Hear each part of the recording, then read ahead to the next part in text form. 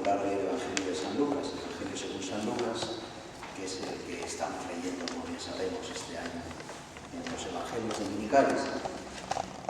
Verán que les he repartido una hojita. No se asusten, aunque hay mucha cosa escrita ahí, ¿verdad? Tienen toda la descripción del Evangelio, a lo mejor para su maratón, ese maratón tan particular, que yo no sé si es deporte olímpico o del maratón evangélico, pero igual podría aspirar a esa categoría. Y pues si les puede ayudar para ir siguiendo el relato evangélico, porque están pues detallados todos los episodios. Yo tampoco les voy a torturar especialmente, creo. Y en la parte de la derecha de la hoja, pues ven que dice Evangelio de San Lucas, información básica, más o menos ese esquema es el que voy a seguir en esta presentación que vamos a hacer. Les decía que el Evangelio de San Lucas pues es una maravilla. Y es verdad que lo mismo se puede decir de los otros tres evangelios, pero cada uno es una maravilla a su estilo. Seguro que muchos de ustedes tienen varios hijos y dirán que todos son una maravilla y todos son distintos. Y sin embargo, pues es que es verdad. Siendo distintos, pues cada uno tiene su personalidad y tiene su grandeza propia. Y así el Evangelio de San Lucas, contándonos lo mismo que nos cuentan los demás evangelios, porque todos nos cuentan lo mismo, gracias a Dios, nos cuentan la historia de Jesucristo, el misterio de su vida, de su muerte, de la pasión, muerte y resurrección. Y todos nos cuentan lo mismo y todos nos atestiguan la misma verdad de fe, es que Cristo es el Mesías y el Hijo de Dios. Pero cada uno lo hace de una forma distinta. Y ahí está también la belleza de esta diferencia entre los evangelios. Y otros años hemos hablado de otros evangelios, el año pasado hablábamos del Evangelio según San Juan, que es muy distinto, siendo semejantes, es muy original con respecto a los otros. Y hoy, pues, como decía, este testimonio según San Lucas, como ven, lo primero que he puesto en esa información básica es, junto con los de Mateo, Marcos y Juan, en el Evangelio de Lucas, da testimonio del único Evangelio de Jesús, Mesías e Hijo de Dios. Porque Evangelio solo hay uno, a veces de forma quizá coloquial, ¿no? Decimos los 4 Evangelios, que es verdad, es una denominación tradicional también en la Iglesia. Pero cuando lo proclamamos en la liturgia, no decimos lectura del Evangelio de San Lucas, sino lectura del Evangelio según San Lucas. Y lo que se sobreentiende es lectura del Evangelio de Jesucristo según San Lucas.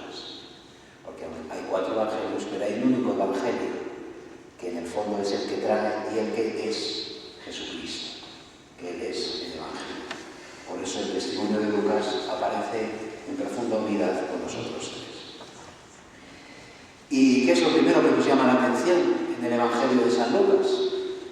Pues lo primero que nos llama la atención es que el Evangelio de San Lucas no es solo el Evangelio de San Lucas. San Lucas no escribió solamente un Evangelio. San Marcos escribió un Evangelio. San Mateo escribe un Evangelio. San Juan escribe un Evangelio. San Lucas escribe el Evangelio y los Hechos de los Apóstoles. Como 2 grandes partes de una única obra doble, una única obra mágica. Son distintos, tienen su propia unidad, el Evangelio según San Lucas y los Hechos de los Apóstoles, pero forman un díptico, que es la palabra que utilizo ahí en esa información básica, ¿verdad? Forman un díptico, es decir, una obra literaria con 2 grandes partes, que siendo distintas, están muy vinculadas entre sí.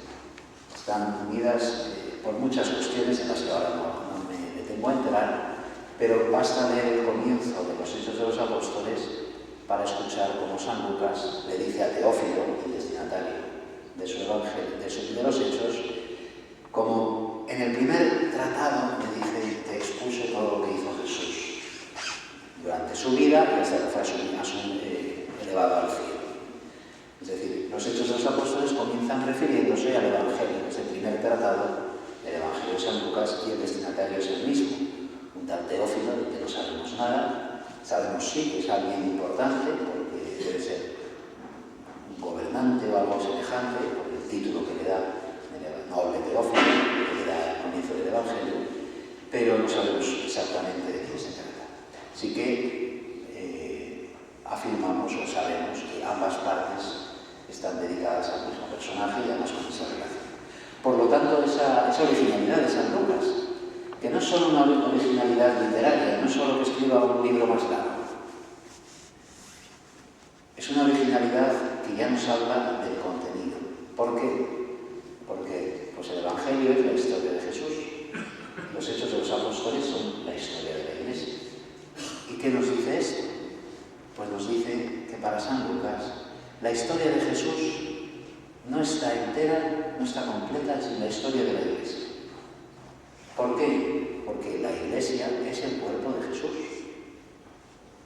La Iglesia es la presencia viva de Jesús sobre la tierra. Recuerdan, digo recuerdan porque aunque lo hemos leído aquí, lo han escuchado muchas veces. No hace mucho, hace menos de 2 meses, celebrábamos la fiesta de la conversión del apóstol San Pablo, el 25 de enero. Y ese día se leía el relato de la conversión de San Pablo. Y el relato, el momento central es cuando Pablo cae al suelo, cegado por el resplandor de la luz, y oye una voz que le dice: Saulo, Saulo, ¿por qué me persigues? ¿Quién eres tú? Yo soy Jesús a quien tú persigues. Saulo de Tarso no estaba persiguiendo a Jesús, estaba persiguiendo a los cristianos. Sin embargo, Jesús dice: ¿por qué me persigues? Dando a entender que es que en los cristianos está el resucitado, está Cristo. Son el cuerpo de Cristo, así explica San Pablo lo que es la Iglesia, es el cuerpo de Cristo, es decir, la presencia viva de Cristo en la historia. De modo que ese hecho de que el Evangelio aparezca unido a los Hechos de los Apóstoles, quizá otro año podremos hablar de los Hechos de los Apóstoles, aunque quizá no sé si entra en el maratón evangélico, no habría que hablar de un maratón de hechos, pero bueno, eso ya se lo dejo a su iniciativa. Pero ese hecho de que estén unidos tiene una honda significación, porque significa algo tan elemental que sabemos tan muy bien, y es que la Iglesia es inseparable de Jesús y que Jesús es inseparable de la Iglesia. Por lo tanto, ¿dónde se le encuentra Jesús? No se le encuentra en mis sentimientos, ni en mi imaginación, no se le encuentra en el cuerpo de la Iglesia, porque es ahí donde vive Jesús. Entonces, este es un dato fundamental, y es un dato hermoso porque nos ayuda a entender, ya con esto acabo esta primera introducción, nos ayuda a entender que todos los que estamos aquí pertenecemos en cierto modo al Evangelio de San Lucas, a la obra de San Lucas. ¿Por qué digo esto? Porque los Hechos de los Apóstoles comienzan con el ángel diciendo a los 11 que quieren ascender a Jesús al cielo: ¿qué hacéis ahí mirando al cielo? El mismo Jesús que habéis visto marcharse al cielo volverá como le habéis visto irse. Y eso que anuncia el ángel al principio de los Hechos todavía no ha sucedido. Estamos esperando que el Señor venga. Por lo tanto, el arco de la narración de Lucas y luego los Hechos de los Apóstoles llega hasta el día de hoy, porque llega hasta los últimos tiempos. Y así, aunque no aparezcan nuestros nombres, ¿verdad?, en el libro de los Hechos, sin embargo, estamos incluidos en esa Iglesia que se va extendiendo hasta los confines del orbe. Bueno, pues esta primera originalidad.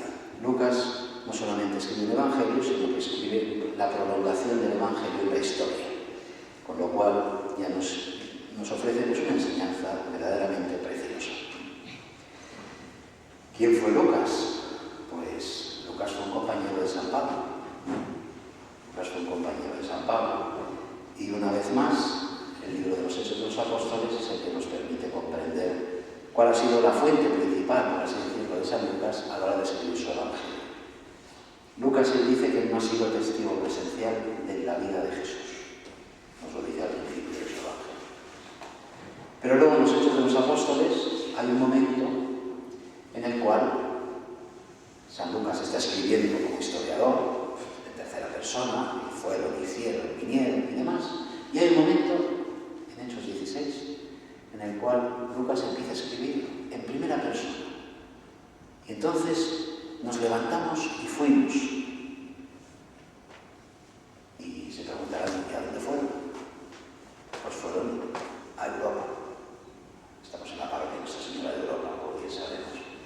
En Hechos 16 se narra la entrada, la primera vez que Pablo entra en Europa, es decir, en Macedonia, es lo que ahora es el norte de Grecia. Entonces ya entra en Filipos, y luego en Tesalónica, y luego a Atenas, ese segundo viaje de San Pablo. Pues en todas esas etapas, el segundo y tercer viaje de San Pablo, luego del viaje ya prisionero a Roma, Lucas lo acompaña, porque Lucas habla en primera persona del plural. Lo cual quiere decir que Lucas ha sido no él un testigo de Jesús, como él dice al principio de su Evangelio, pero sí un testigo privilegiado de la predicación y del ministerio de San Pablo, con lo cual está verdaderamente cerca de las fuentes apostólicas. Y Pablo lo menciona, no solo aparece en los Hechos, Pablo lo menciona en varias de sus cartas, en la parte final, reconociéndolo como lo que es, como un compañero suyo. Bueno, pues tenemos ya una serie de datos que nos hablan de esta singularidad del Evangelio de San Lucas. Forma unidad con los otros evangelios, pero a la vez tiene una personalidad fuertemente marcada, que se manifiesta ya en ese hecho de ser la primera parte de una obra más grande, que abarca la expansión de la Iglesia. Sabemos ya, tenemos alguna idea de quién fue su autor, San Lucas, como el colaborador de San Pablo. Y ahora ya podemos ir dando con algunos rasgos, algunas pinceladas de este Evangelio. Este Evangelio va a permitir más bien al estilo impresionista que al estilo detallista, dando una serie de pinceladas que nos permitan formarnos una imagen de conjunto, en las cuales, pues, saben que el impresionismo muchas veces, más que escribir con detalle, sugiere cosas.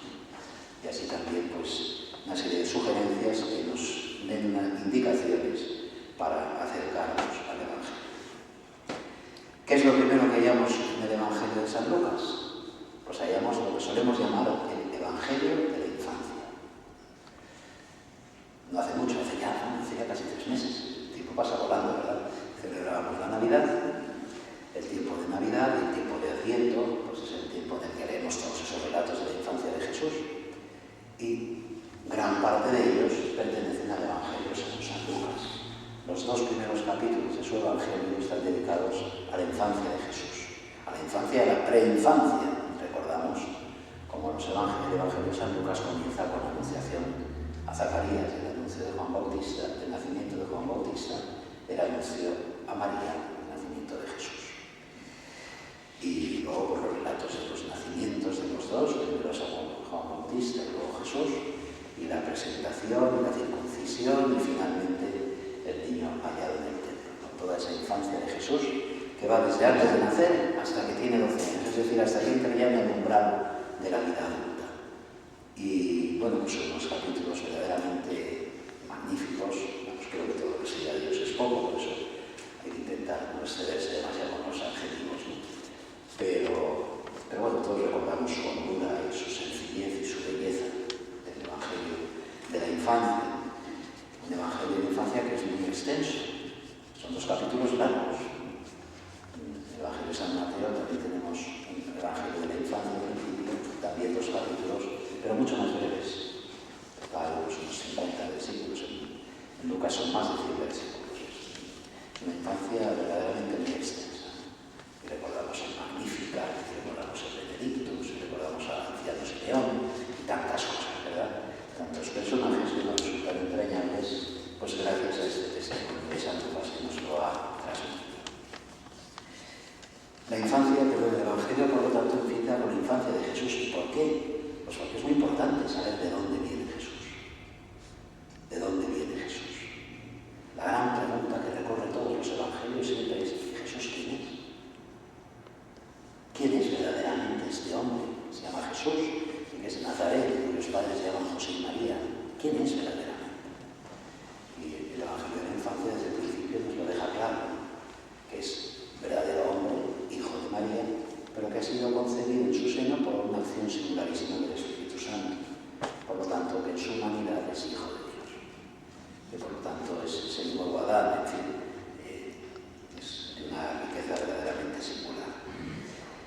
La infancia de Jesús, por lo tanto, es muy importante. Conociendo la religión de una persona se conocen datos esenciales. Y sobre todo en este caso, en el cual el origen no es solamente pues, una genealogía concreta, humana, o un lugar de nacimiento, una fecha, sino entender que es que procede de Dios de una forma nueva. Procede de Dios de una forma nueva. Y por lo tanto es el comienzo de la nueva creación. Es lo que nos dice el Evangelio cuando nos habla del nacer, del Espíritu, de ser engendrado por obra del Espíritu. Y en estos mismos Evangelios de la infancia encontramos también algo singular, y es la figura de María. María, la Madre de Jesús, que por supuesto también aparece en el Evangelio de San Mateo, porque es la Madre de Jesús. Pero San Lucas tiene un protagonismo singular. Tiene un protagonismo singular. Y frente al bueno de Zacarías, que desconfía del ángel cuando le anuncia que va a ser padre de Juan Bautista, pues María, esta joven de Nazaret, no solamente acoge con corazón abierto la palabra del ángel, sino que además se ocupa de recordarle al ángel que sí, que ella más quiere ser madre del Mesías, pero que ella es virgen y quiere ser virgen. Y por lo tanto, ¿cómo será esto? Pues no conozco varón. Entonces ya cuando el ángel le deja claro cómo va a ser el misterio de esa generación, pues ella, aquí está la esclava. Es decir, aparece como una mujer que es la máxima disponibilidad, la máxima apertura y a la vez la máxima libertad. La máxima libertad. Ella sabe que Dios le pide esa entrega y por lo tanto pues, está dispuesta naturalmente a ser la madre del Mesías, pero quiere saber cómo se va a conjugar eso con esa inspiración que ella ha recibido de Dios de pertenecer solo a Dios. Y es verdaderamente llamativo como esta joven mujer, pues, ante el anuncio del ángel, por así decirlo, quiere saber cómo va a ser esto. No es ninguna ingenua, no es ningún personaje, digamos, llevado por las corrientes del mar de la historia, sino que aparece como verdaderamente la nueva era de los padres de la Iglesia. Es decir, una verdadera madre de los vivientes que aparece también como el origen de una nueva forma de humanidad. Y la Madre de Jesús, que hace esa entrada en el Evangelio de Lucas, en el pasaje de la Anunciación, luego es la protagonista indiscutible de todo el relato. Aunque hay más protagonistas, pero es ella la que va a casa de Isabel, y es la que, al llegar a casa de Isabel, pues entona el Magnificat, y es la que luego presentará con José el hijo para ser circuncidado, y luego lo presentará en el templo, y luego cuando el niño se pierde será la madre la que le diga, pero hijo, ¿cómo nos has hecho esto? Y será ella la que guarda estas cosas meditándolas en su corazón. Es decir, es como la gran protagonista de la infancia de Jesús. El Evangelio de Lucas es un evangelio verdaderamente mariano. Eso se puede decir también de los otros evangelios, pero el de San Lucas de una forma singular, como que guarda una querencia particularísima hacia la Madre de Jesús. Y ella es, digamos, la primera gran mujer que aparece en el Evangelio de Lucas, pero no la única. Llama la atención en el Evangelio de Lucas precisamente la cantidad de mujeres que aparecen. De mujeres que aparecen también en los otros evangelios, pero en Lucas más. No solo Isabel, la esposa de Zacarías, del mismo linaje que María, recordamos, ¿no? Y que es hermosísimo cuando se encuentran allí en Karen y se ponen las dos a profetizar, es casi como una competición de profetisas, ¿no? Isabel y María, las dos hablando por obra del Espíritu, ¿no? Pero luego pues, hay otras mujeres muy importantes. Recordamos a Ana, la profetisa, otra profetisa en el Evangelio de la infancia, junto con Simeón, y tenemos a la viuda de Naín, ese episodio que solo nos cuenta San Lucas, la mujer viuda que lleva a su hijo único, como el Señor se compadece de ella. Y, en fin, tenemos esa mujer anónima que le dice a Jesús: dichoso el vientre que te llevó y los pechos que mamá.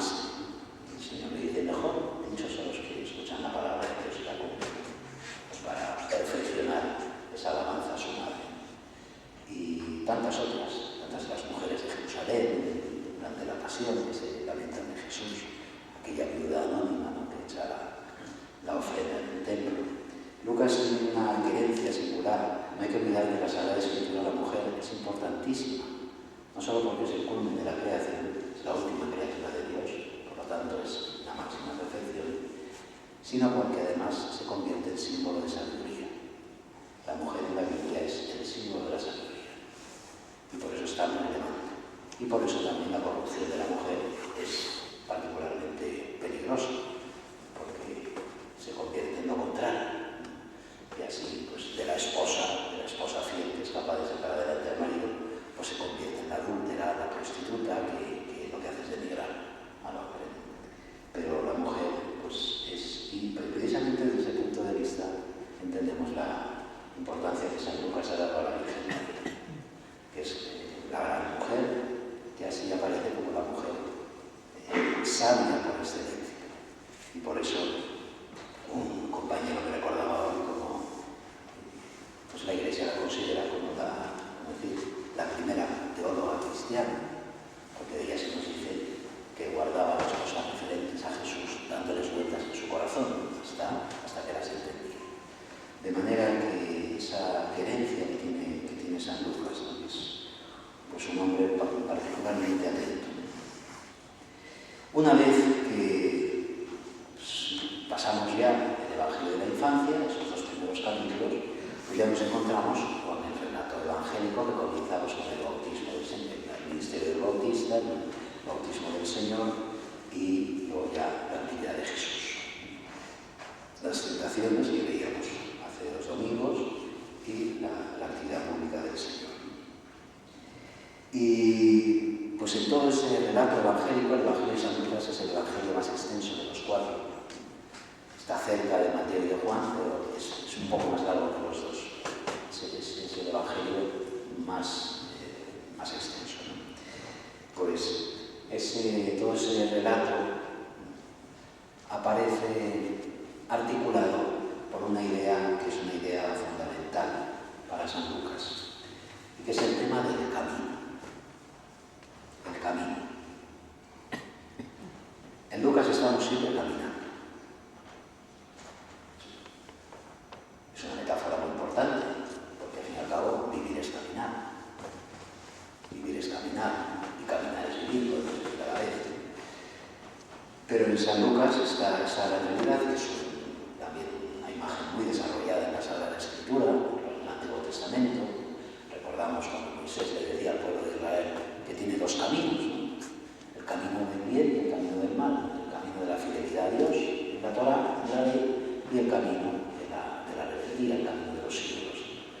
Como que el camino es el símbolo de la vida, y de la vida en cuanto responsable, es decir, libre, ¿no?, de la vida moral. El camino no lo elige, y el Señor mismo pues, nos lo recuerda, ¿no?, cuidar de entrar por la puerta estrecha, porque era muy ancha esa puerta que lleva a la perdición. Es la misma idea de los 2 caminos. El camino del bien, arduo pero hermoso. El camino del mal, fácil pero fatal. Bueno, pues el tema del camino a San Lucas le tiene particularmente delicado. Y, como decía, pues vamos a estar siempre en camino. No solo durante la predicación de Jesús en Galilea, la primera etapa, que ocupa desde el capítulo 4 de San Lucas hasta el capítulo 9, sino también luego durante el viaje que hace Jesús desde Galilea a Jerusalén, que aparece también en los otros evangelios, pero que en el Evangelio de San Lucas es la parte más extensa de todas. Ocupa 10 capítulos, casi la mitad del Evangelio. Puestos a exagerar un poquito, ¿me permiten exagerar un poquito? Pues puestos a exagerar un poquito, la mitad del Evangelio. Si excluimos los evangelios de la infancia, prácticamente. Y la mitad del Evangelio está Jesús caminando de Galilea hacia Judea, hacia Jerusalén, del norte al sur, en Jerusalén, Judea hasta Jerusalén, donde Jesús sufrirá la pasión y resucitará. Pues Jesús aparece siempre caminando. Y luego, después de la resurrección, no deja de caminar. Recordamos cómo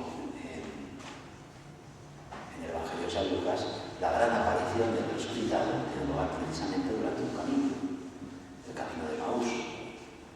Jesús, que se manifiesta a los dos que van camino de Maús, les enciende el corazón con sus palabras, y una vez que llegan allí, Jesús parte el pan, ellos se dan cuenta de que es Jesús.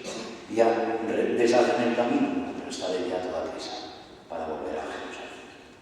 Bueno, el tema del camino, por lo tanto, es un tema que a San Lucas le interesa demasiado. Y que además nos permite como estructurar el Evangelio. De hecho, en la hoja que tienen, ven que están marcados estas grandes etapas, ¿no? Primero Jesús, ministerio en Galilea, capítulos 4 al 9, luego camino hacia Jerusalén, capítulos 9 al 19, y luego ya la actividad de Jesús en Jerusalén, desde el capítulo 19 y en el capítulo 22 empieza la pasión, el capítulo 23 y el capítulo 24 la resurrección. Por lo tanto, en la generalidad del Evangelio Jesús está siempre caminando. Como para recordar que la vida es camino, decía antes. Y la narración también es siempre un camino. El narrar es hacer un camino. Por eso el tema del camino, esa imagen del camino, es tan adecuada para una historia narrativa, que nos va llevando por diversas etapas de la vida de Jesús, igual que el camino nos va llevando por diversas regiones de la geografía hasta llegar a donde queremos llegar. Y esta cuestión del camino no es algo tampoco meramente baladí, caprichoso, un tema que se le ha ocurrido, y ha indicado la importancia que tiene el camino en la Sagrada Escritura. Pero es que, claro, ¿hacia dónde camina Jesús? Jesús camina hacia Jerusalén. ¿Y por qué camina hacia Jerusalén? Pues lo dice él mismo. En Lucas 13:33, es más fácil recordarlo, 13:33. Jesús dice: no es posible que un profeta muera fuera de Jerusalén. Es decir, ¿por qué Jesús quiere caminar, está siempre en camino hacia Jerusalén? Porque sabe que su misión como el profeta definitivo, como el profeta último, esa misión pasa por entregar la vida en Jerusalén. Es decir, el camino de Jesús hacia Jerusalén tiene ya, por así decirlo, una naturaleza teológica. Cristo va allí porque sabe que es allí donde va a dar la vida y por lo tanto es allí donde va a recibir la vida, donde va a recibir la vida verdadera, esa vida verdadera que recibe en la resurrección. Por lo tanto, la importancia que tiene Jerusalén en el Evangelio de San Lucas es muy importante, aparece mencionado más veces que en los demás evangelios juntos. Siempre recordando que Jesús camina hacia allí, y luego ya en los Hechos de los Apóstoles, más importante todavía. Será la iglesia de Jerusalén, los primeros capítulos, y luego como desde Jerusalén sale la predicación hasta los confines de Europa. Por lo tanto, esta ciudad santa, para un judío, Jerusalén no es una ciudad más. Jerusalén es el centro del mundo, lo llamaban el ombligo del mundo, porque es que ahí está la morada de Dios, y por lo tanto es el lugar más importante de la tierra. Es para ellos un lugar absolutamente sagrado. Y por eso el Señor quiere caminar hacia Jerusalén para iluminar allí su vida. De hecho, cuando empieza a caminar hacia Jerusalén, nos dice el evangelista, al final de Lucas, que Jesús endureció el rostro para ir hacia Jerusalén. Endureció el rostro, es decir, tomó la firme decisión de ponerse en camino hacia Jerusalén para cumplir la voluntad del Padre, para cumplir su misión. Y tenemos, por lo tanto, esas tres grandes etapas de la vida pública de Jesús en el Evangelio según San Lucas. Primero en Galilea, luego el camino hacia Jerusalén. Luego ya en Jerusalén, su enseñanza última en el templo, la controversia pues, con los escribas y fariseos, que llega a su máxima expresión, y desembocando en la pasión, la muerte del Señor y esa acción verdaderamente única del Padre, de la resurrección del Hijo. Esas tres grandes etapas, la infancia, prólogo, ¿verdad? Prólogo importantísimo, luego Galilea, camino, Jerusalén. Esta estructura, por así decirlo, geográfica. Y decía la importancia que tiene el camino en el Evangelio de San Lucas, que ya he insistido mucho en ello, pero ahora voy a dar un pequeño dato más. En ese largo camino, que ocupa los 10 capítulos centrales, de Lucas 9 a Lucas 19, encontramos fundamentalmente muchas enseñanzas de Jesús y sobre todo muchas parábolas. Hablar del Evangelio de San Lucas es hablar de sus parábolas, las parábolas de Jesús en el Evangelio de San Lucas. Hay algunas que son, en fin, quizá las parábolas más famosas de todas. La parábola del hijo pródigo. Pues en el capítulo 15, es decir, en ese camino, que va del 9 al 19, pues tenemos esas tres parábolas de la oveja perdida, la dracma perdida y el hijo perdido, el hijo pródigo, que es por mucho la más extensa de las tres y además es mucho más compleja, es toda ella, solo ella nos daría suficiente para varias charlas que ahora no vamos a hacer. Pero todas ellas nos hablan de la alegría que tiene Dios al encontrar al hijo pródigo, a la oveja perdida, esa alegría grande que hay en el cielo. Bueno, pues son parábolas de San Lucas que encontramos en el capítulo 15, pero hay muchas otras parábolas de Jesús importantísimas que solo Lucas nos ha transmitido. Solo Lucas nos ha transmitido en este camino de Jesús a Jerusalén. La primera, la parábola del buen samaritano. Tantas veces la hemos escuchado, la hemos leído. Solo San Lucas nos la transmite. Nos la transmite en el capítulo 10, precisamente cuando le pregunta a alguien cuál es el mandamiento principal. Y Jesús responde, recordamos, pues amarás al Señor, amarás a tu prójimo como a ti mismo. ¿Y quién es mi prójimo? Le pregunta el escriba que le ha preguntado, le ha interrogado. Y entonces el Señor, en vez de responder, empieza diciendo aquello de un hombre bajado de Jerusalén a Jericó. Jerusalén a Jericó, a la orilla del Jordán. Y bueno, pues es una parábola de una maestría verdaderamente asombrosa. Se da cuenta de cómo con una parábola el Señor es capaz de transformar un corazón y de obligar a una decisión de fe a favor de Jesús. Porque el hombre empieza preguntándole quién es mi prójimo y Jesús termina preguntándole a él quién se ha hecho prójimo del hombre que estaba tirado en la herida. Es decir, la pregunta correcta no es quién es mi prójimo, sino de quién me hago yo prójimo. Por lo tanto, es una verdadera conversión la que lleva esta parábola. Hay que recorrerla narrativamente para llegar hasta el final y captar esa verdadera maestría del Señor enseñando. Tenemos la parábola de Lázaro, del rico, de Lázaro. Esa parábola magnífica en Lucas 16, un tema muy querido para San Lucas, es el tema de las riquezas. Lucas tiene una querencia singular por los pobres, que parece que es magnífica, derriba del trono a los poderosos y enaltece a los humildes, a los hambrientos colma de bienes, y a los ricos despide vacíos. Aparece ya, por lo tanto, en boca de María esa predilección por los pobres, pero aparecen las bienaventuranzas, bienaventurados los pobres, y aparece constantemente. Y esta parábola de ese pobre Lázaro y de ese rico anónimo, que hemos llamado Epulón, pero Epulón es el nombre de latino de banqueteador, en realidad no aparece nombre, es un personaje anónimo. Pues esa parábola ha convertido para nosotros como una especie de paradigma de lo que es la riqueza y la pobreza, ¿no? Sobre todo la riqueza que está al lado de la pobreza y que no se deja afectar por el hermano pobre. Recordamos la imagen del rico banqueteador que está todo el día banqueteando y divirtiéndose y pasándoselo bien, y en la puerta pues un hombre tirado muerto ya.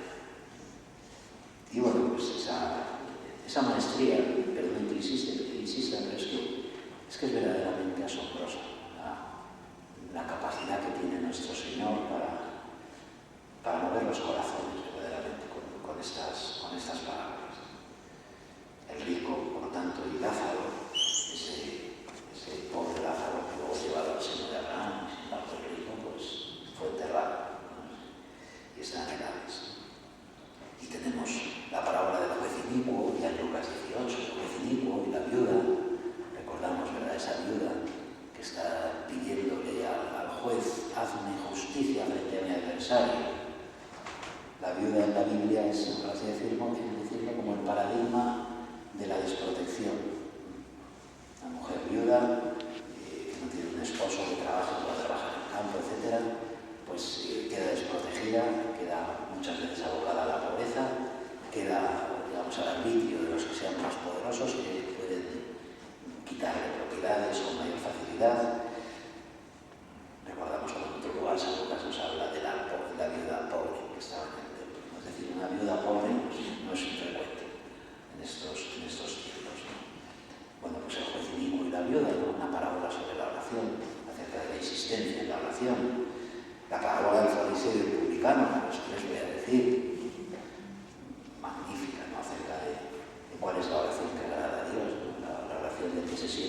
satisfecho de sí mismo y da gracias, pues porque soy mejor que los demás, y la oración del pobre pecador que se reconoce pecador, que por lo tanto ni siquiera se puede alzar los ojos al cielo, y lo único que pide es ten misericordia de mí que soy pecador, y este bajo justificado a su casa y aquel.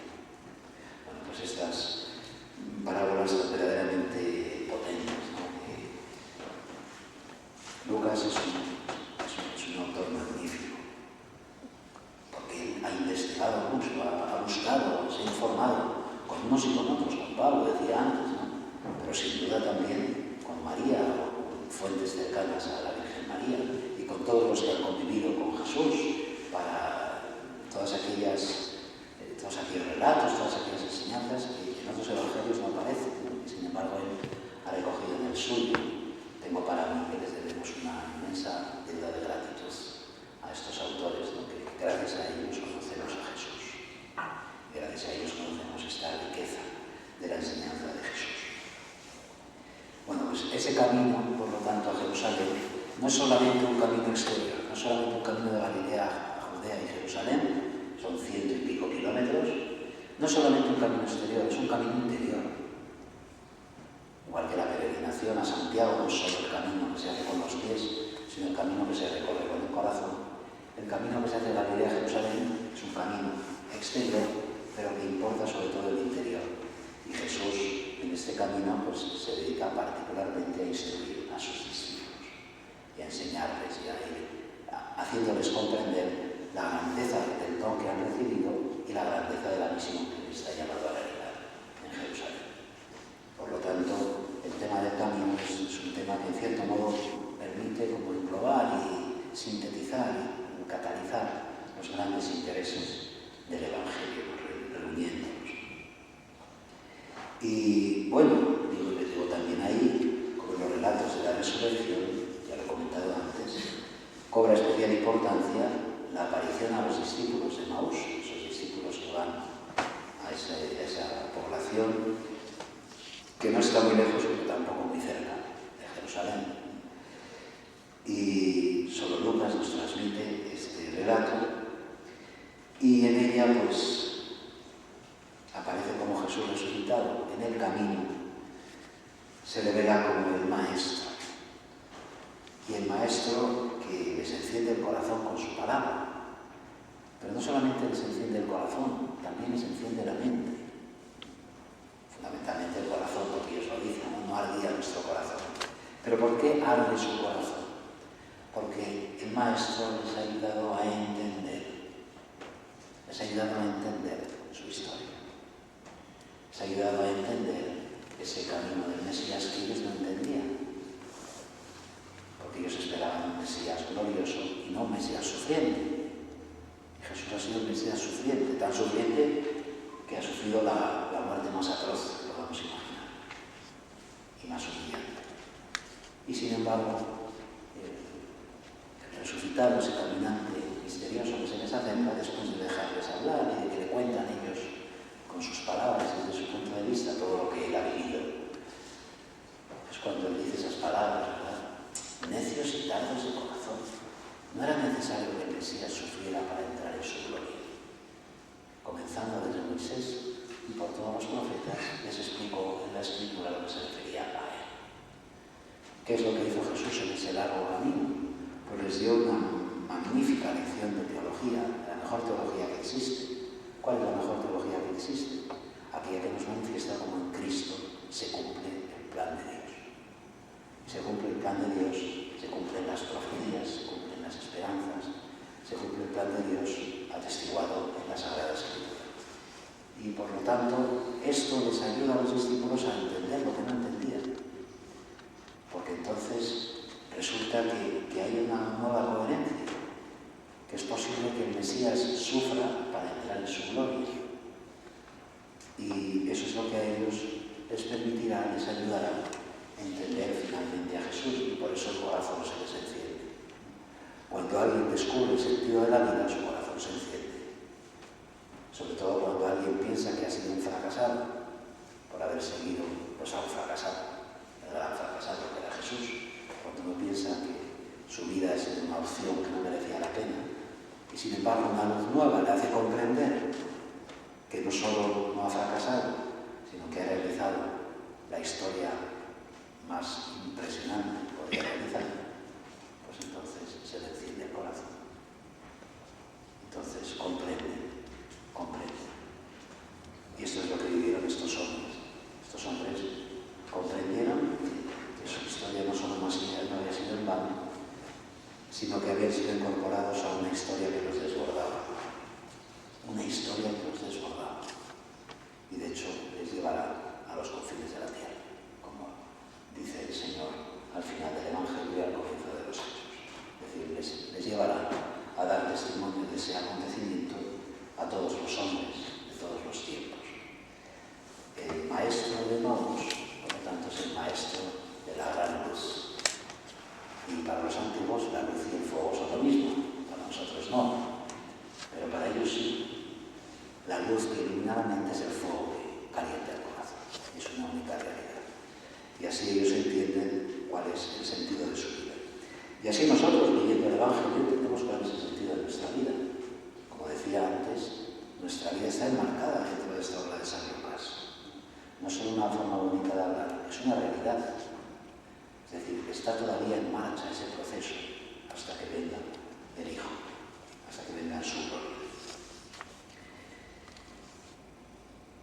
Para acabar, tres rasgos característicos del testimonio que San Lucas nos da acerca de Jesús.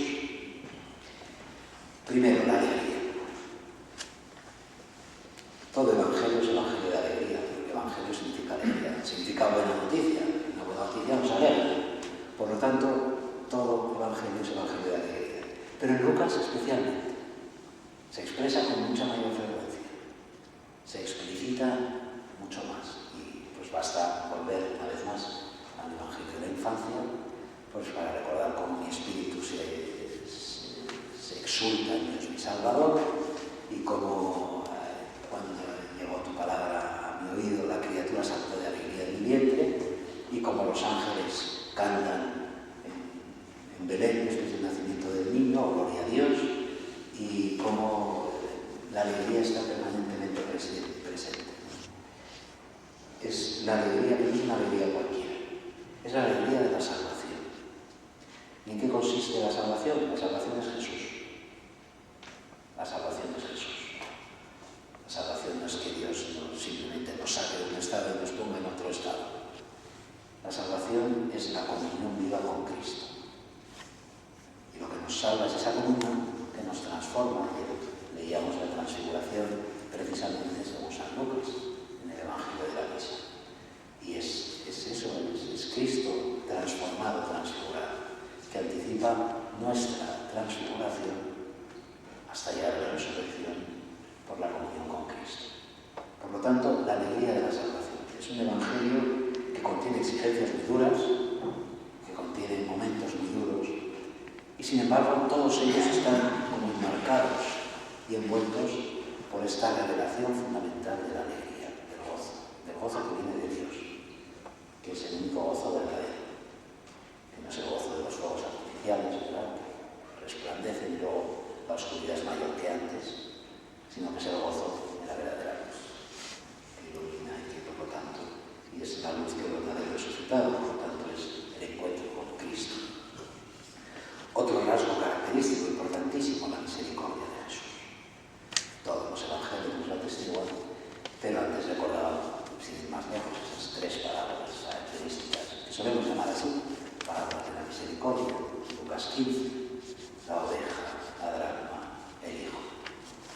Y pues como esa misericordia de Jesús revela la misericordia del Padre. El Padre dijo pródigo que se movió a compasión. Se le conmovieron las entrañas al ver al hijo volver a casa. Y esa misericordia del samaritano, y esa misericordia del Evangelio de hoy en la misa. Recordamos que estamos leyendo a San Lucas. Sed misericordiosos, como vuestro Padre es misericordioso, decía Jesús en su enseñanza en Galilea. Por lo tanto, la misericordia de Jesús. Lucas disfruta subrayando esa misericordia. Por último, para acabar ya con esto, la grandeza y la importancia de la oración. Antes he recordado pues esas